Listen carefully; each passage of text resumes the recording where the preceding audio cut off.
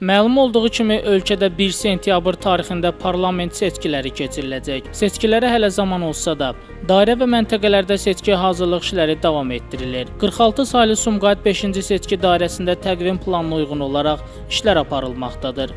Dairə sədri Elgün Hümbətovun məlumatına görə, 46 saylı Sumqayıt 5-ci seçki dairəsində ümumilikdə 37 məntəqə var. 50 mindən çox seçici qeydiyyatdadır.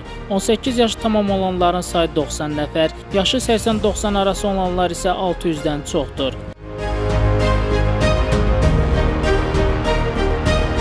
Dairənin 18 məntəqəsi Hacı Zeynalabdin qəsəbəsini əhatə edir. Məntəqələrdə işlər yüksək səviyyədə təşkil olunub. Plana uyğun olaraq məntəqələr bütün lazımi avadanlıqlarla təmin edilib. Əhalinin seçki günü rahat şəkildə səs vermələri üçün hər bir şərait yaradılıb. Siyahılarda dəqiqləşdirmələr aparılır.